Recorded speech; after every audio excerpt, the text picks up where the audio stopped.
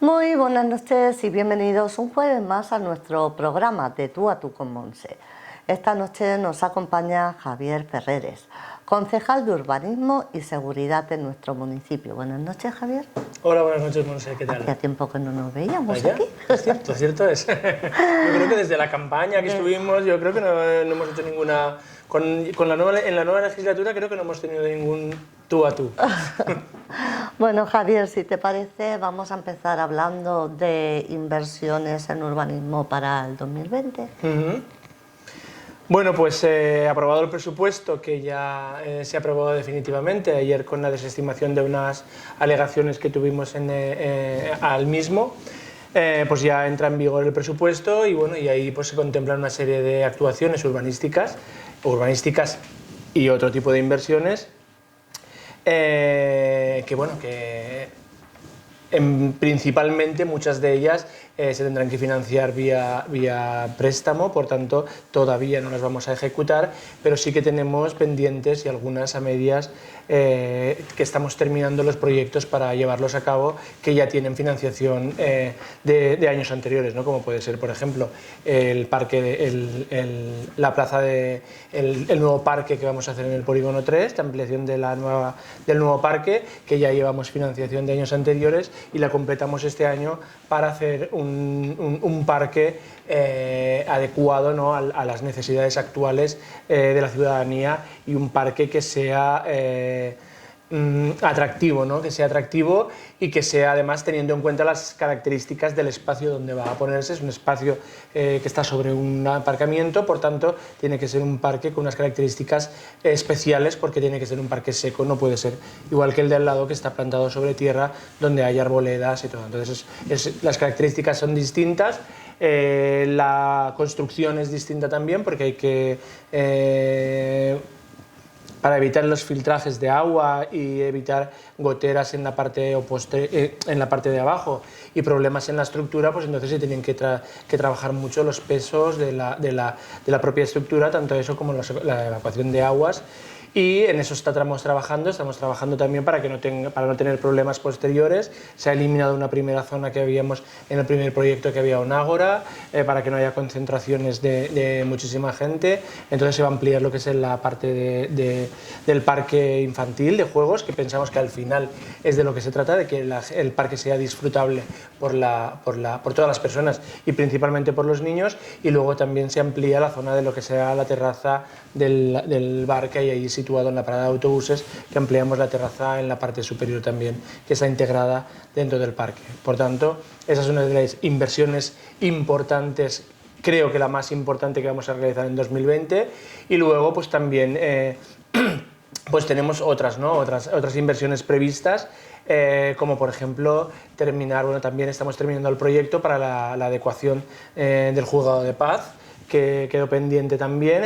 Como digo, estamos terminando el proyecto para sacarlo a licitar y que se pueda terminar el juzgado de paz, y definitivamente el juzgado, que ahora lo tenemos en la Casa de Igualdad y Paz, pasarlo a su ubicación natural y a su ubicación definitiva. Luego también, pues como siempre, ¿no? No podemos parar, porque eso yo siempre digo que es de obligado cumplimiento, la construcción de nichos. El año pasado se hizo la ampliación del cementerio municipal porque necesitábamos espacio. Una vez acometido ese espacio, pues ahora ya entramos en la dinámica de hacer el número de nichos pues que más o menos se van necesitando cada año.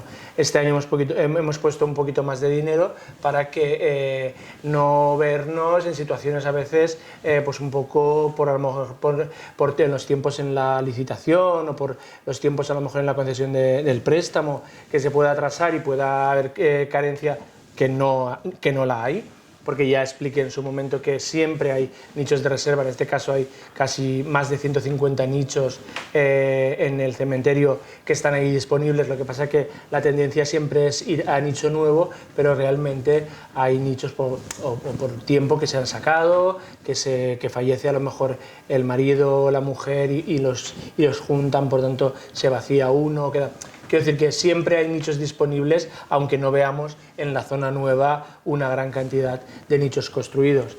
Tenemos pendientes también, y vamos a acometer la obra en Garrut, en la estructura que se hizo para encriptar lo que era el antiguo vertedero, y debido a unas lluvias tuvo unas deficiencias, la estructura tiene unas deficiencias que también se han de solucionar, y también tenemos la partida para solucionarlas.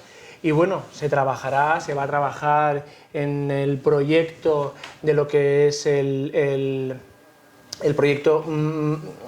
Hay un proyecto básico, pero hay que conseguir llegar a un proyecto más finalizado, ¿no? Un proyecto más, digamos, más riguroso para lo que sería la ampliación de la Bayense, que tenemos el local ya prácticamente pagado.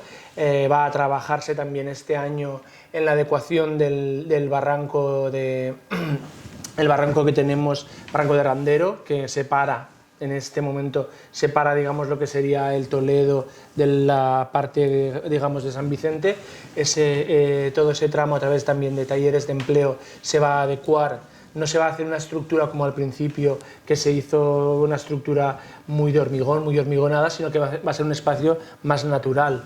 Un poco, no quiero ser ambicioso, ¿no?, pero un poco el cauce del Turia, pues en el centro de Valencia, pues así, con un camino que sea pisable y que sea circulable incluso con bicicleta, porque tenemos que tener en cuenta que ahí hay una tubería que obligan a que ahí no se pueda plantar nada encima. Por tanto, la tubería, el cauce marcará lo que es el trazado de la tubería, y luego las zonas laterales.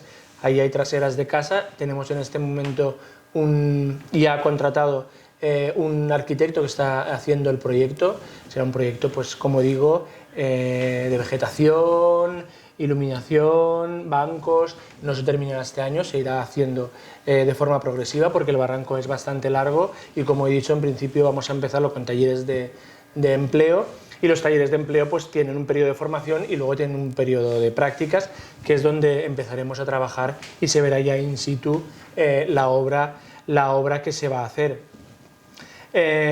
También vamos a terminar, ahora vamos a empezar también de forma prácticamente inminente, la calle Juan Capó, enfrente, digamos, la que sale, si sales de la policía, la que va enfrente, que ahí ha habido unos problemas con lo que son los aparcamientos y la circulación, porque ha quedado muy estrecha. Entonces lo que vamos a hacer es una segunda fase. Empezamos por una primera fase, que era hacer las aceras accesibles, porque si os dais cuenta es una acera que en recto nos lleva al ambulatorio. Por tanto, ahora lo que vamos a hacer es hacer accesible la otra acera, es en esta segunda fase, y solo se podrá aparcar a uno de los lados, en este caso, en el sentido de la circulación, en el lado izquierdo, porque así terminaremos definitivamente con los problemas que hay ahora, antes de haber acabado la obra, que los problemas que se están generando ahora de un estrechamiento excesivo de la calle, que hay dificultades incluso para aparcar, salir de garajes. Por tanto, las plazas de parking que se pierden son pocas, la calle quedará muy bien porque ya queda todo accesible. Tenemos que tener en cuenta que hay que trabajar por la accesibilidad. En la Valle hay una comisión de accesibilidad que está muy pendiente de estos temas también, y al final tenemos que tener en cuenta que las ciudades son diversas y que hay personas que tienen dificultades de movilidad, y por tanto hay que pensar en ellas, porque también contribuyen, y por tanto los políticos, o los que estamos en este caso gestionando y diseñando las ciudades, pues tenemos también que pensar en esas personas, y para ellas hay que trabajar también. Entonces, si en algún momento hay que sacrificar 7 plazas de parking porque hay que ampliar una acera para que sea totalmente accesible, pues yo creo que prima la accesibilidad sobre el aparcamiento, teniendo en cuenta las plazas de aparcamiento que se generaron en la legislatura anterior en el Polígono 3, ¿no?, que se crearon casi 300 plazas de aparcamiento más. Y bueno, entonces yo creo que esos pequeños sacrificios vale la pena hacerlos en favor de esas personas que tienen necesidades especiales, digamos, de movilidad, ¿no?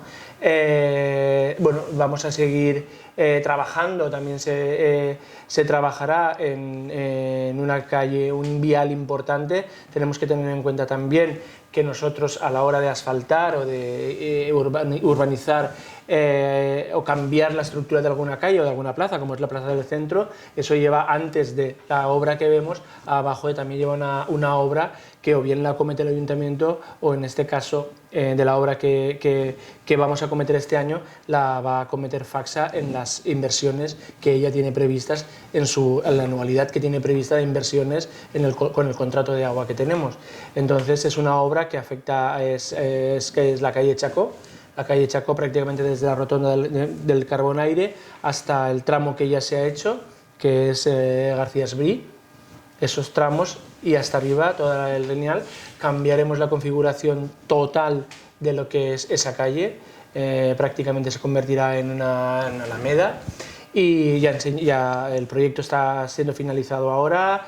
Como digo, estamos trabajando junto con Facsa, porque ellos tienen que hacer la obra bajo tierra y nosotros haremos el acabado final, que será el que la gente al final verá y disfrutará. Por tanto, es una gran obra, una obra importante que en el momento de su ejecución, ya lo anticipo, cerrará ese vial durante bastantes meses, porque por ahí bajan colectores de agua muy importantes. Será una obra muy necesaria a la hora de mejorar lo que es el trasvase de agua potable para la parte baja del pueblo, porque por ahí baja, como digo, canalizaciones muy importantes y también el alcantarillado. Por tanto, se va a trabajar en esa calle. Yo creo que será una obra de las que quedarán, no quiero decir para la historia, pero de las que a lo mejor en un principio no quiero desvelar mucho, porque todavía la tenemos que presentar digamos, un poquito a la gente que más va a verse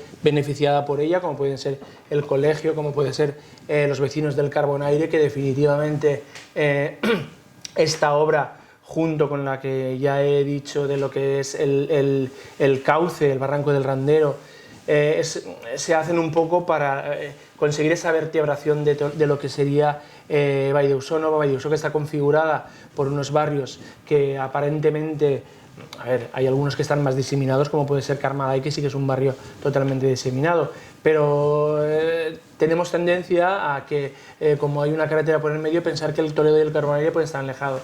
Pues es una obra que vertebrará, que unirá, que acercará el Carbonaire al centro del pueblo, ¿no? Por prácticamente una avenida, como he dicho, una alameda, que yo creo que es muy importante también pensar también en ir creando esa vertebración del pueblo, igual que pasará con el barranco de Randero, que unirá definitivamente lo que es el Toledo con el pueblo, o digamos, con la parte de San Vicente en este caso, pero que al final es un poco pues conseguir como he dicho, esa vertebración de la ciudad, y que, no sé, que todos pertenezcamos a la misma ciudad, y no aquello de que el barrio parece que siempre, como que antiguamente, no, ahora pasa menos, pero antiguamente parecía que aquello del barrio, lo de Carbonaire, del Toledo, como si fuera otro mundo, ¿no? Pues eso hay que terminar con esa imagen, y estas obras ayudan a conseguir esas vertebraciones del territorio que estamos en este momento trabajando sobre él. Y bueno, estas son algunas cosas, hay más, pero ahora en este momento así, pues bueno, podemos ir comentando, que seguro que salen más, ¿no? Por ejemplo, como el plan de movilidad sostenible. Sí, esto es un poquito más largo de explicar, pero bueno, yo creo que es fácil de entender. Largo de explicar, pero fácil de entender.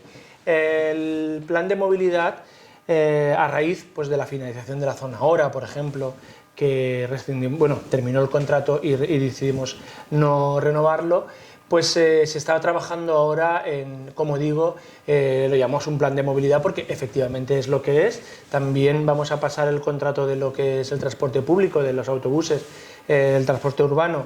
Vamos a pasar la contratación desde que la Sebay pasa al ayuntamiento. Estamos trabajando también ese contrato. Estamos diseñando lo que será el nuevo estacionamiento regulado.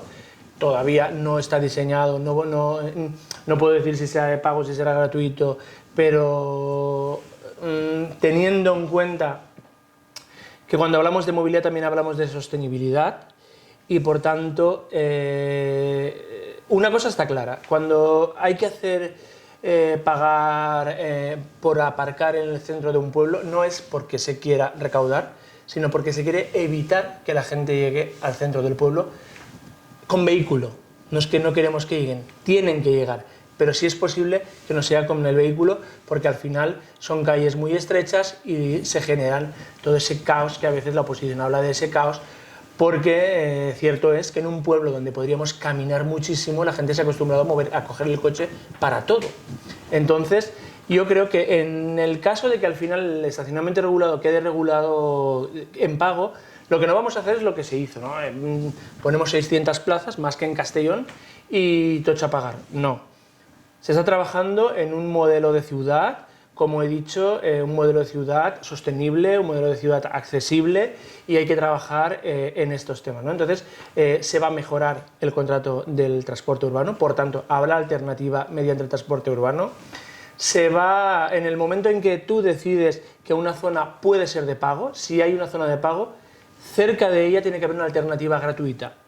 Evidentemente no en el centro del pueblo, pero teniendo en cuenta, si hablamos de minutos, que llegar desde el Eleuterio Pérez, que podríamos considerarlo la parte exterior del pueblo, donde hay aparcamiento casi siempre, cuesta 7 minutos andando de llegar al centro, yo creo que montar dramas por aparcar ahí en la zona, por ejemplo, si habilitamos la explanada del recinto ferial como parking alternativo gratuito a la zona regulada, que ahí pueda aparcar la gente y en 7 minutos llegar andando al centro del pueblo, yo creo que esto es hacer pedagogía. Lo que hay que hacer es pedagogía y que la gente sepa que caminar 7 minutos puede ser hasta beneficioso para la salud y beneficioso para el aire, porque no tienes que estar moviendo el coche por el centro del pueblo buscando aparcamiento a ver por dónde voy.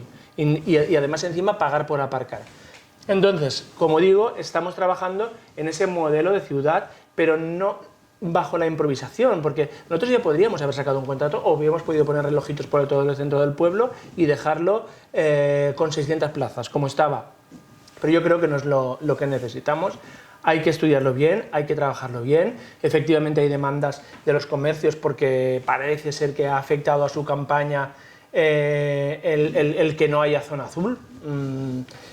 Habría también que analizar si realmente solo es eso o hay otros factores que pueden haber afectado, pero bueno, se trabajará en ello. Cierto es que cuando estaba también se quejaban de que ellos no podían aparcar cerca porque tenían que estar continuamente poniendo la moneda, por tanto habrá que estudiar esas formas de que tanto los vecinos como los comerciantes puedan aparcar cerca de donde tienen los comercios, independientemente de si está azul o no. Hay que mirar todas esas cositas, por eso digo que se está trabajando en un plan de movilidad, ¿no? Un plan de movilidad sostenible para todo el pueblo que incluirá el estacionamiento regulado, incluye la mejora en el transporte urbano, incluye nuevas peatonalizaciones o semi-peatonalizaciones, incluyen nuevas vías o modificadas como puede ser la calle Chacó, incluye una modificación que estamos haciendo en la ordenanza de vados, donde se incluyen nuevas modalidades de vado, como puede ser el vado diurno, el vado nocturno, como pueden ser los contravados, que también es una cosa que está demandando la gente, o incluso el poder aparcar en vado propio, que hoy por hoy una persona no puede aparcar en su propio vado. Por tanto, la ordenanza que estamos preparando y que viene muchos de sus puntos impulsados por demandas vecinales, pues estamos, como digo, trabajando en todo esto para que cuando se lance se vea que es algo trabajado y no improvisado conforme se ha hecho en épocas anteriores que llevó mucha confrontación y llevó mucha polémica, ¿no? Entonces yo creo que las cosas se tienen que hacer desde el rigor, desde la seriedad y atendiendo a las necesidades reales que tiene una ciudad. Como digo, todo eso incluye también el relato turístico del que tanto hablamos y el Camí del Aigua. Habrá que mejorar esas vías, no podemos decir que hay un trazado, que nuestra ciudad tiene un trazado a través de una acequia y si alguien quiere venir, bajar de las grutas a pasear por el pueblo, tenga que ir esquivando los coches que le van pasando, subirse en unas aceras estrechas por las que no puede pasar y al mismo tiempo le esté pasando un coche por el lado que casi lo atropella.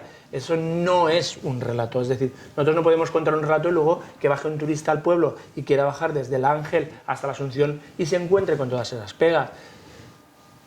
Lo tendremos que trabajar, esto no estoy hablando de este año, estoy hablando de futuro, hay que trabajarlo, hay que estudiarlo, hay que ver cómo quedan los estacionamientos, y en eso es lo que se está trabajando cuando se habla de un plan de movilidad, que además tiene que ser sostenible, porque no nos olvidemos, el medio ambiente, aunque haya personas negacionistas, pero hay un grave problema climático. Solo tienes que ver que llevamos, en 4 meses que llevamos de otoño e invierno, desde que ha acabado el verano, llevamos 3 danas. Por tanto, esto ya no es normal, algo está fallando, y yo creo que cuando hablan de las ciudades de más de 50.000 tendrán que restringir no sé qué, pues bueno, las ciudades de más de 50.000 obligatoriamente tendrán que restringir, pero yo creo que las de menos de 50.000, ciudades como la nuestra, que ya tienen una cierta categoría, cuando me refiero en categoría a nivel de población y de circulación, pues también tenemos que empezar a poner granitos de arena en ese aspecto, ¿no? Fomentar transporte, como digo, transporte urbano colectivo, fomentar la multimodalidad, fomentar el uso de la bicicleta, que lo estamos intentando a través del proyecto STARS con los niños, la implementación de carriles bici o carriles compartidos para que la gente vaya viendo que se puede, porque yo creo que si alguna ciudad es buena para circularla o pasearla con bici, esa es la Vallviso. En eso trabajamos también. Iremos poniendo también sitios donde se pueden aparcar bicicletas, se podrá incluso en un futuro estudiar, y así lo llevamos por lo menos nosotros en el programa, un sistema de bicicletas de alquiler. Pues son todo cosas que se están preparando hablando de esa movilidad sostenible. Javier, antes de irnos a ver unos consejos publicitarios, sí que me gustaría que habláramos del plan de asfaltado 2019 y el del 2020, que se hará en verano. Claro. Bueno, pues el del 2019, que se ha terminado de ejecutar ya, hemos incidido principalmente en 2 zonas, y en lo que es Avenida Suroeste se han hecho una especie de parcheado. Son zonas más pequeñas donde a raíz de raíces de árbol antiguas el firme había quedado muy mal, entonces se han hecho como 4 rectángulos arreglando esas zonas, y la verdad es que pasas por la avenida y notas que ahora se circula mejor, porque esas zonas a lo mejor cuando pasabas lo notabas cuando pasabas en el coche, pero no te dabas cuenta, ¿no? Y ahora realmente, que como sé que se ha hecho, estos días he estado pasando por la Avenida Suroeste y efectivamente se nota que esas zonas están muy deterioradas y que ahora están completamente arregladas. Luego tenemos una parte importante también de Carmaday, donde la calle, no sé si llamarla principal, pero la que está paralela a la zona donde se hacen los actos festivos y todo, se ha asfaltado toda. Luego la que circunvala por detrás y llega hasta el centro social, y alguna calle de la parte centro que también estaba muy deteriorada. Evidentemente no se ha hecho todo el Carmaday, pero sí las zonas que estaban con más deterioradas, porque son las que más se transitan, ¿no? Digamos que son como las arterias principales del barrio. Y luego una actuación importantísima y muy demandada también por los empresarios era el polígono Mezquita, que tenía serios problemas en el firme, ¿no? Y en el plan de asfaltado del 2018 ya estuvimos arreglando en el polígono de la Travesa, porque recordáis que el asfalto había cogido como forma de chicle y se tuvo que arreglar, y ahora pues en Mezquita ahí hay empresas con camiones de alto tonelaje, pues por ejemplo Acciona, que mueven aerogeneradores, es decir, que allí se había deteriorado mucho el asfalto, y por tanto hemos trabajado en el primer tramo, que es el que más deteriorado estaba, desde la rotonda, digamos, de aquí de la carretera de Moncófar, que es una carretera que pertenece a Carreteras, no es local, no es competencia nuestra, pero desde ahí hacia adentro, la primera rotonda. Hemos mejorado también el acceso, que había una isleta que dificultaba a los camiones a la hora de salir del polígono. Hemos eliminado la isleta y ahora quedará dibujada. Y luego desde ahí hasta, digamos, la isleta central del polígono Mezquita, los 2 carriles han sido totalmente asfaltados. Ahora vamos a hacer una segunda intervención, que será un repintado de la señalización horizontal y de señalización que hay en el suelo, los pasos de cebra, lo que son la señalización de stop, de ceda al paso. Eso se va a repintar en todo el polígono. Ahora, en cuanto ya han acabado, ahora sacaremos ese contrato de pintura, y va a hacerse también un paso de cebra después de la rotonda central, que es donde ha acabado ahora la obra. Ahí vamos a hacer un paso de cebra que está muy demandado también por parte de los empresarios de la zona, porque no hay ningún paso de cebra que transite, que pase, que te ayude a pasar de un lado al otro del polígono, teniendo en cuenta que estamos hablando de 4 carriles, 2 de entrada y 2 de salida. Por tanto, es un paso de cebra importante. Hay que eliminar un trozo de la isleta y hay que hacer los rebajes para que sea también accesible. Por tanto, estamos mejorando allí. Este plan de asfaltado 2019 se ha incidido principalmente, como digo, en los polígonos, porque no hay que olvidarnos que es donde se genera la riqueza también empresarial de nuestro pueblo. Por tanto, no hay que olvidarlos. De hecho, nosotros no los hemos olvidado, y este año se ha trabajado también en poder llevar la fibra óptica allí, que no llegaba, y ahora ya se ha hecho la infraestructura para que las empresas que lo deseen puedan cablear y llevar fibra a los polígonos, porque claro, en pleno siglo XXI, que los polígonos estuvieran sin fibra, donde se maneja todo, digamos, en la economía en este caso de un pueblo, toda o parte de la economía de un pueblo, que no llegase la fibra, pues era un poco tercermundista. En ello hemos trabajado, también en la mejora, y seguiremos mejorando en la medida que podamos, porque, como digo, el plan, como tú bien dices, el plan de asfaltados, este que acabamos de ejecutar todavía es el del 19, que lo teníamos pendiente de ejecutar porque se licitó a finales de año, y debido luego a las fiestas de Navidad y todo, empezaron después.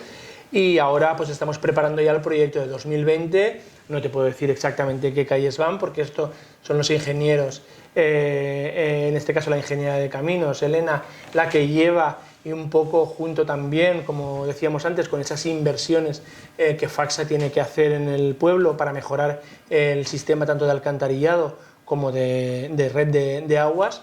Pues entonces es un trabajo que se hace de forma conjunta, se mira a ver cuáles son las prioridades, las necesidades por a lo mejor mayor deterioro o mayores fugas que está detectando Facsa, junto con las necesidades que nosotros tenemos en superficie, o bien porque los ciudadanos lo hayan demandado, o bien porque nosotros desde la oficina técnica ya hemos detectado calles en mal estado, ¿no? Entonces se trabaja de forma conjunta para que al final no tengamos que nosotros asfaltar y luego venir Facsa a agujerear para volver. Exacto. Entonces se trabaja de forma conjunta para que, en el caso de que ellos tengan que incidir y hay una calle que sí que vamos a hacer una intervención importante, en este caso de alcantarillado, ellos hacen primero y luego nosotros.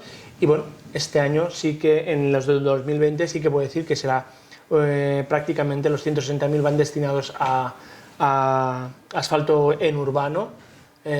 Como digo, posiblemente el 21 volvamos a destinar una parte a polígono, pero en el 20 prácticamente será para entorno urbano, y por tanto, ya como digo, estamos trabajando en ello. No te puedo especificar ninguna calle, pero bueno, es algo muy técnico, y en cuanto tengamos, pues ya presentaremos el plan para que se vea qué calles son las que van a ir mejorando durante el año 20. Bien, Javier, pues si te parece nos vamos a ver unos consejos publicitarios, volvemos en un plis plas. Perfecto, como queráis. No se vayan, rápidamente volvemos.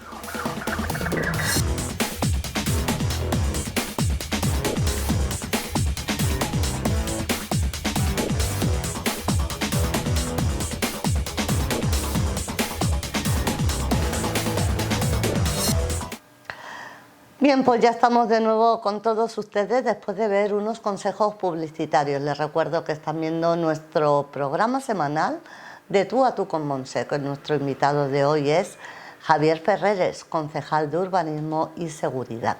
Javier, en la primera parte hemos tratado temas de actualidad y además interesantes, y otro tema también de actualidad que ayer, por ejemplo, se llevó a pleno, la regulación de casales.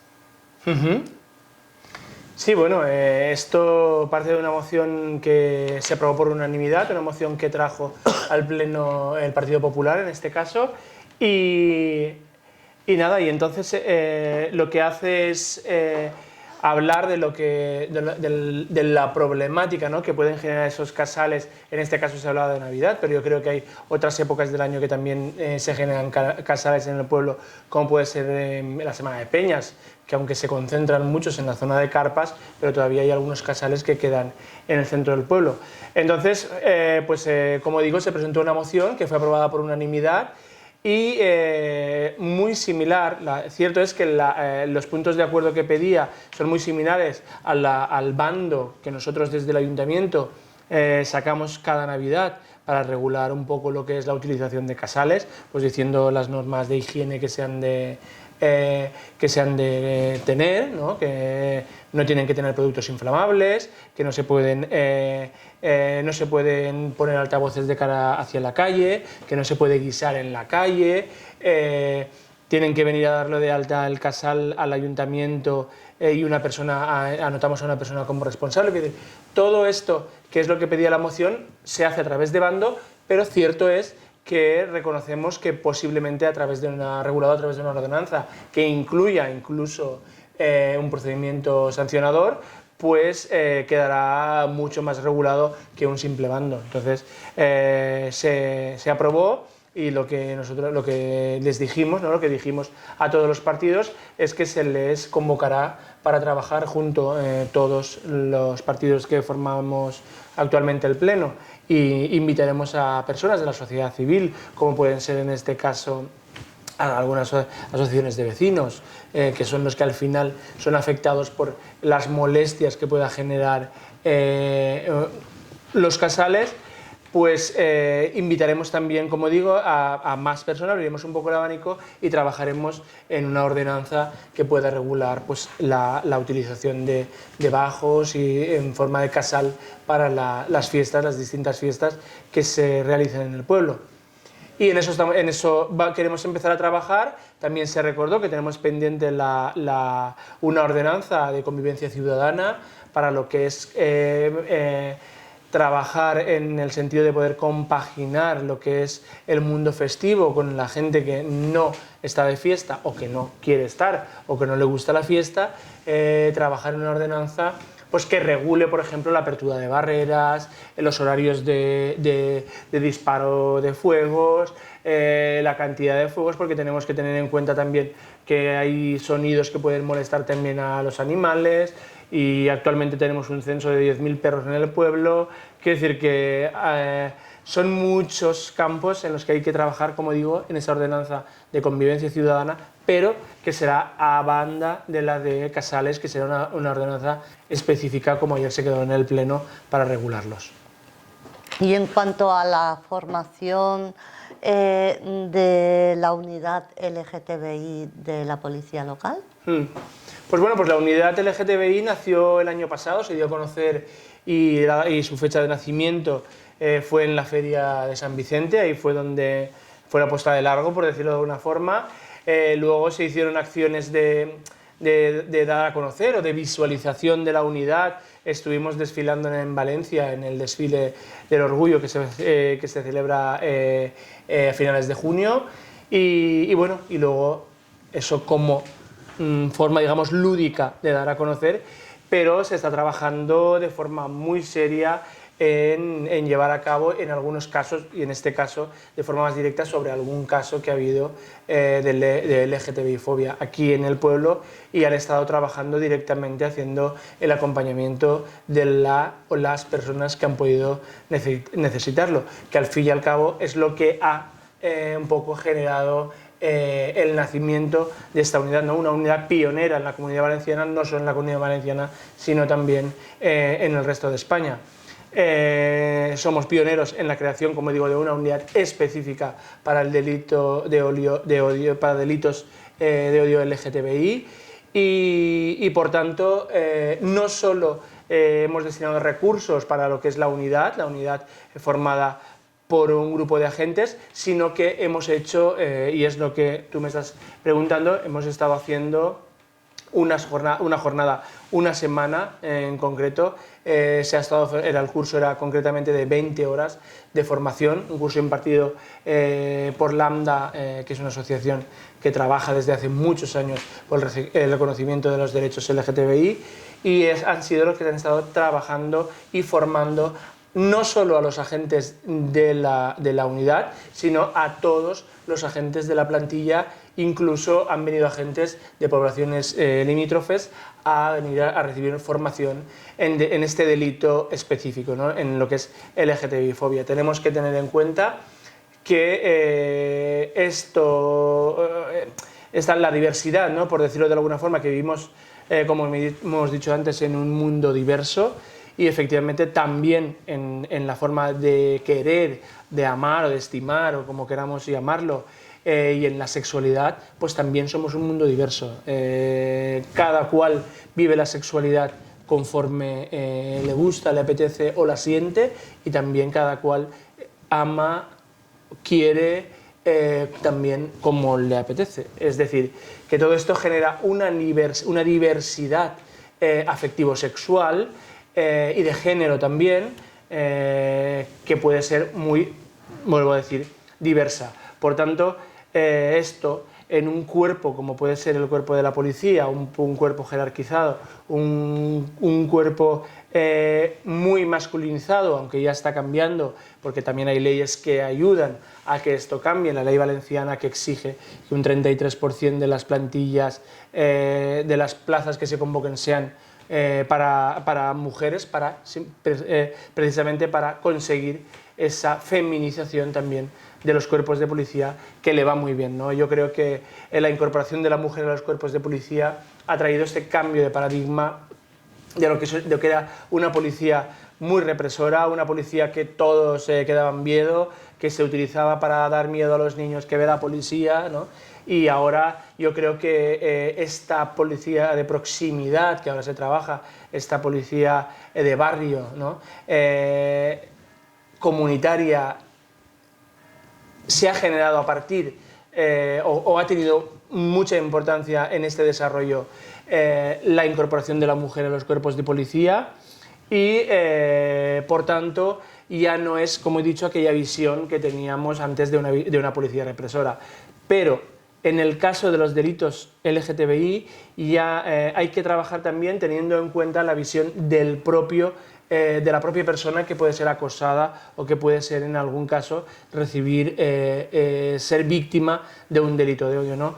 Como este, porque además se encontraba con la barrera de que dónde denuncio, ¿no? Porque se podía ir a denunciar, y que en el momento en que explica su diversidad no fuese entendida y pudiese ser a lo mejor incluso tomada a mofa o a burla. Entonces, lo que se trata con esta formación para todo el cuerpo de policía es que cualquier persona que llegue a una comisaría y le explique un caso de LGTB-fobia sea acogida y comprendida como la persona diversa que es. Y eso se trabaja con formación y rompiendo todos los esquemas mentales del heteropatriarcado, que se hace llamar, ¿no? Y que todos hemos, por decirlo de alguna forma, sufrido, ¿no?, en nuestra vida, porque pues lamentablemente la sociedad era así y así hemos sido educados, y entonces hay que cambiar este paradigma en la educación y sobre todo, como digo, en los cuerpos de policía, para que seguir avanzando en esa policía amable, en esa policía que cuando tú vas te está esperando y te está entendiendo, y ya no es aquella policía de que viene el lobo, que viene la policía para dar miedo a los niños, porque ahora los niños, cuando ven a la policía, saben hasta los nombres, porque la policía entra en las aulas a explicarles educación vial, entra en las aulas a explicarles y a enseñarles cómo detectar un delito de acoso. Y bueno, y ahora también la policía está con las puertas abiertas por si alguna persona recibe es sufridora de un delito de LGTBI-fobia, puede venir tranquilamente, porque todo el mundo entenderá en la comisaría de policía su diversidad y su forma de amar y de entender la sexualidad. Javier, en cuanto a nuevas accesibilidades. Pues bueno, esto es un poquito lo que estábamos comentando antes, ¿no? De que hemos hablado antes de lo de el crear, el trabajar por un urbanismo, ese plan de movilidad sostenible del que hemos hablado, y es trabajar pues también para todos, ¿no? Se está trabajando desde la brigada y también en contratación externa cuando son obras de un poquito más de envergadura, a través de contrato menor, pero se está trabajando en conseguir que toda la ciudad sea accesible. Trabajamos conjuntamente con la Comisión de Accesibilidad, que son los que un poco van marcando cuáles son las prioridades que hay que ir solucionando, ¿no? Y en arreglo a esas prioridades, pues viene a través de la brigada municipal. Ahora, por ejemplo, está en calle 12 haciendo unos rebajes, porque claro, aquí las normativas también de urbanismo van cambiando, y antes con 5 milímetros en un rebaje de bordillo, 5 centímetros se consideraba accesible, y ahora tiene que estar a ras de asfalto, digamos, el bordillo. Claro, con una silla de ruedas no claro, sube. pero antes 5 centímetros eran admitidos. Por lo tanto, hay muchas aceras del pueblo que tienen ese bordillito de 5 centímetros que hoy no se considera accesible. Por tanto, lo que en su día era accesible hoy no es, y por tanto lo que en su día ya se trabajó, hoy se tiene que retrabajar para dejarlo a ras del paso de cebra, para que puedan pasar sin ningún tipo ni siquiera de obstáculo, ni siquiera de 5 centímetros.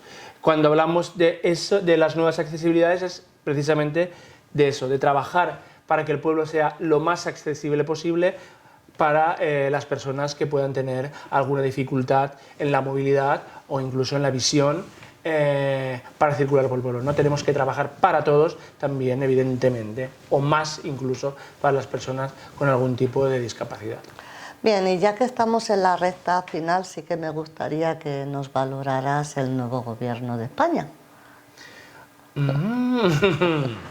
Aquí hay telita, ¿eh? Esta no me habías dicho que, que íbamos a hablar del gobierno de España, no me lo habías dicho, pero bueno, sí, bueno, te lo puedo decir lo que pienso. Pues después de todo lo que ha sucedido durante estos años, de convocatorias de elecciones, después de la famosa moción de censura y el cambio de gobierno, una moción de censura a mi parecer totalmente necesaria, porque después de la sentencia de Gürtel, donde sí que se condenaba a título lucrativo al Partido Popular y dejaba clarísimo que había habido personas dentro del Partido Popular que habían organizado una organización criminal delictiva para saquear arcas públicas a beneficio del partido y a beneficio propio, evidentemente, personas que estaban en ese momento gobernando y que aparecían en listas de esos momentos y que en esos momentos ya estaban dirigiendo el partido, no podían continuar gobernando. Por tanto, yo creo que fue un acto de valentía del Partido Socialista tirar adelante esa moción de censura.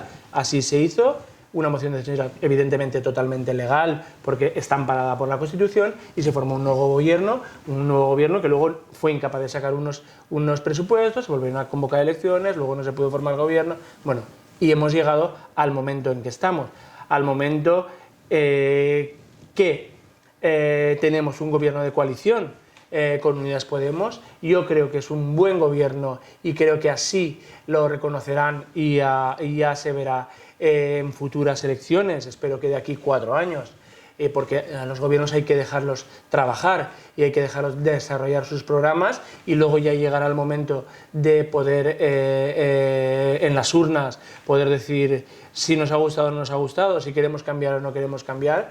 Pero yo creo que es un gobierno de progreso, es un gobierno que el país necesita, es un gobierno para recuperar derechos, es un gobierno para recuperar todo aquello que la crisis nos quitó, bien porque se tenía que quitar o bien porque nos dijeron y nos creímos que se tenía que quitar. Por tanto, hay que empezar a recuperar esto, hay que empezar a recuperar sueldos, hay que empezar a poner dinero en el bolsillo de los ciudadanos a través de, por ejemplo, las subidas del salario mínimo interprofesional, porque eso supone dinamizar la economía. Cuando más dinero haya en el bolsillo de los ciudadanos, más consumirán, y más consumo habrá, y por tanto más dinamismo tendrá la economía. Además, también más tributación por seguridad social y por tanto también estamos contribuyendo al mantenimiento del sistema público de pensiones, que ya se ha trabajado, que ya este año las pensiones suben un 2% con arreglo o igual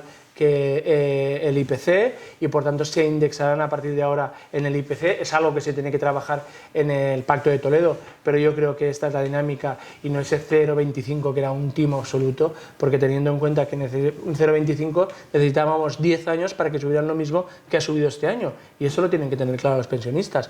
Esa subida que decía el Partido Popular, eso de facto era prácticamente una congelación, porque un 0,25, como he dicho, necesitábamos 10 años para subir lo mismo que ha subido este año las pensiones. Por tanto, yo creo que es un gobierno de progreso, van a salir leyes muy importantes, como están anunciando ya, pues una modificación de la ley de memoria histórica para ir un paso más allá y definitivamente dignificar a todas aquellas personas que todavía están enterradas en cunetas sin que sus familiares hayan podido nunca saber nada de ellos. En ese campo se va a trabajar con financiación y no dejándolo con cero financiación como hacía Mariano Rajoy para cargarse la ley. Se va a trabajar evidentemente en dependencia, que también se dejó prácticamente morir por el Partido Popular. Se va a trabajar importantísimo en la ley de eutanasia, lo han anunciado ya.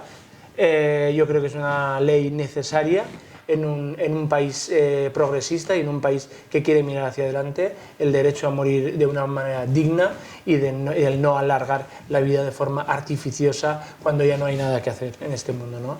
Por tanto, creo que va a ser un gobierno que va a traer muy buenos resultados, lo iremos viendo. Yo creo que todas las sobreactuaciones que estamos viendo por parte de la derecha no son más que eso, que sobreactuaciones. Se ha visto desde el primer momento.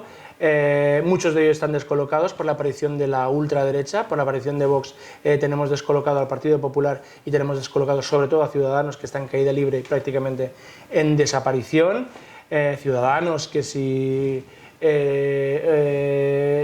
yo siempre lo digo, ¿no? Podrían ser, yo creo que Rivera podría estar siendo vicepresidente del gobierno, tal vez, si no hubiera puesto un veto en vez de a la ultraderecha al PSOE, porque no olvidemos que ahora están con esa histeria, pero que el Partido Socialista con Ciudadanos hace un año sumaban 180, pero él no quiso, él vetó al Partido Socialista, el Ciudadanos vetó al Partido Socialista y al final lo ha pagado. ¿Cómo lo ha pagado? Porque claro, cuando un partido que venía a solucionar temas de corrupción, a cambiar gobiernos, a dar nuevas dinámicas, la gente se ha dado cuenta de que no sirve, porque ellos eran un partido transversal que igual podían pactar por la derecha que pactar por su izquierda.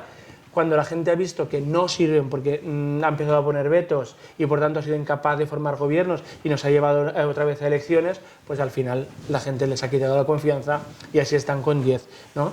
Pero bueno, yo creo que nosotros vamos a hacer cosas buenas, hay que trabajar con una visión progresista, hay que trabajar para que la gente deje de escuchar los populismos, porque yo creo que si al final trabajamos para la ciudadanía, el discurso populista que nos viene por parte, sobre todo en este caso de la ultraderecha, dejará de tener sentido, porque ellos utilizan la confrontación entre ciudadanos, si os dais cuenta siempre el ciudadano más buscan lo que ellos consideran lo más débil de la sociedad y por tanto si los inmigrantes, aprovechando la debilidad de ellos, como que los inmigrantes, por ejemplo, nos quitan el trabajo a los españoles, eso es totalmente mentira. Normalmente los inmigrantes lo que hacen es cubrir los puestos que los españoles están rechazando, en este caso en invernaderos, en Almería, en trabajos que los españoles prácticamente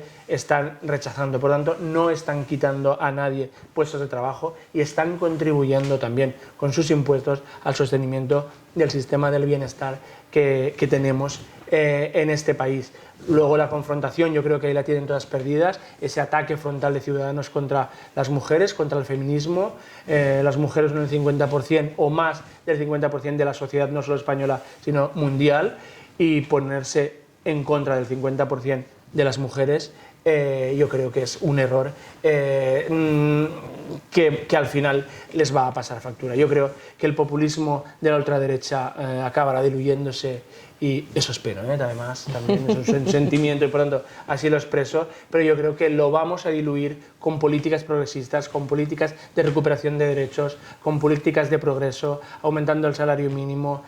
Por tanto, ese discurso populista y mentiroso y estas sobreactuaciones irán diluyéndose y todo fluirá, iremos gobernando, y yo creo que pasará un poquito toda esta histeria que yo veo en la derecha, en cada movimiento. Hoy leía que van a denunciar a Ábalos, a la Fiscalía, porque se reunió con no sé quién en un avión. Bueno, nada, yo creo que a trabajar, mirar hacia adelante, gobierno de progreso, y se verá. Yo creo que tendremos tiempo de hablarlo en otras entrevistas y verás cómo funcionará. Yo creo que es un gobierno que va a funcionar. A veces también el querer gobernar solos no siempre es bueno. Nosotros aquí en Vall d'Uixó, por ejemplo, lo estamos gobernando, llevamos una legislatura y ahora los ciudadanos nos han revalidado y es nuestra segunda legislatura gobernando con 3 partidos, junto con Izquierda Unida y con Compromís. Estamos trabajando conjuntamente de forma maravillosa.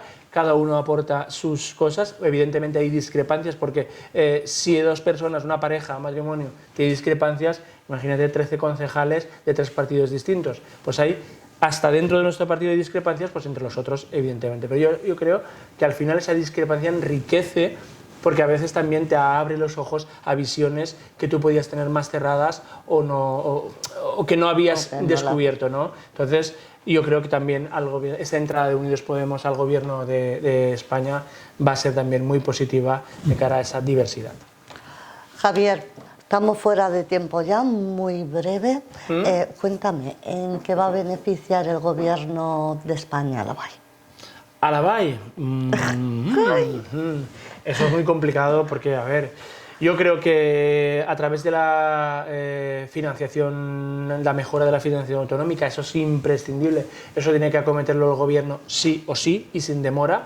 Yo creo que eso al final acaba repercutiendo también en todos, acabará repercutiendo esa mejora de la financiación a lo que es la comunidad, acabará repercutiendo porque llegarán más recursos también de cara a los pueblos. Fluirá mejor el dinero también y a veces pues esas dificultades de tesorería que puede tener la Generalitat y a lo mejor puede estar ahora retrasada en pagos a los ayuntamientos y eso puede generar un problema de tesorería a nosotros, que tenemos que tener líneas de crédito dispuestas porque a lo mejor tiene retrasos la Generalitat, pues eso también imagino que se terminará y yo creo que al final así vía Generalitat a nosotros nos llegará más cantidad de recursos, pero además de forma directa pues estamos trabajando, por ejemplo, ya en las pantallas acústicas de Carmadai, que como vimos ya se pidió en la legislatura anterior, pero vamos a seguir insistiendo, porque parecía que estaban vinculadas al desarrollo de un tercer carril y por tanto no las ponían por eso, pero claro, ahora que se ha liberalizado la A7, entendemos que el tercer carril en la CV10 y en concreto en este tramo es A7, es una carretera de ámbito nacional, pues ya no es necesario ese tercer carril. Por tanto, nosotros lo que hemos pedido al Ministerio es que se desglose esa obligatoriedad de tercer carril para poner las pantallas acústicas y que las pantallas acústicas se pongan ya de forma inmediata, ¿no? Eso así como de forma directa y que ahora pueda recordar, pero ya, como he dicho, a través de la mejora de la financiación nos tiene que beneficiar segurísimo. Y luego a través de las medidas sociales que también se van a tomar, pues tanto en dependencia, como hemos dicho, la subida salarial a los pensionistas de un 2%, las subidas progresivas que se están dando del salario mínimo interprofesional, pues eso aquí también nos ayuda a mejorar porque la gente tiene más recursos para gastar y al final, como hemos dicho, pues repercute también pues, en el comercio local y en la actividad que hay en el dinero, digamos, que circula, en este caso, por la ciudad de la Vall d'Uixó. Ay, Javier, que me ha venido a la mente que ya han comenzado las obras del centro de especialidades. Sí, ya está totalmente derribado lo que era el antiguo INS.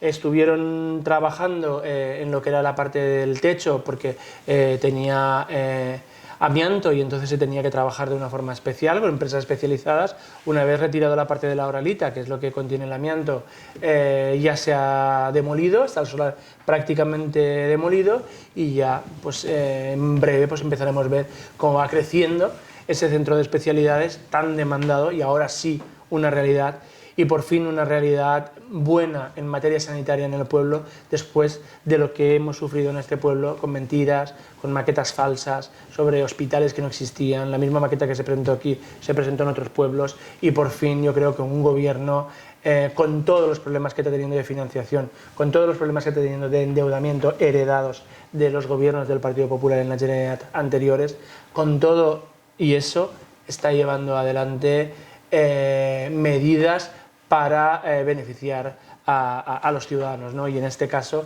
este centro de especialidades que yo creo que es muy demandado y que la gente no tenga que desplazarse tanto a Vila-real como a Castellón para ser asistido. Y bueno, ahí está, esperemos que vayan las obras cumpliéndose en los plazos que están previstos. Harán primero este ala, luego pasará la gente a ese y remodelarán lo que es el ala antigua, y al final yo creo que quedará un centro magnífico y a la altura de lo que un pueblo como la Vall d'Uixó necesita. Ahora sí, ya hemos llegado al final. ¿Quieres añadir algo más antes de irnos? No, yo creo que hemos hablado prácticamente de todo y bueno, y podemos volver más veces a contar cuando quieras. Conforme vayamos evolucionando en el año y vayamos empezando algunas obritas, pues por ejemplo la conexión entre el Carbonaide y el Toledo, que no la hemos comentado, que hemos comprado el solar que une para poder continuar con esa acera, también formará parte de esa vertebración de la que hablábamos antes. Es lo que decíamos. Hay que trabajar en conjunto, hay que trabajar estudiando todo lo que, haciendo una buena planificación de lo que se hace y no improvisando cosas que no tienen ninguna conexión. Por tanto, hay cosas que se pueden retrasar un poquito o que van a tardar un poquito más, pero al final es porque se trabaja en un plan conjunto de movilidad urbana sostenible para el pueblo de la Vall d'Uixó. Pues muchas gracias por estar aquí esta noche. A ti, Montse, hasta que tú quieras. Gracias. Bien, pues hemos llegado al final de nuestro programa. Desearles que pasen buen fin de semana y nos volvemos a ver el próximo jueves.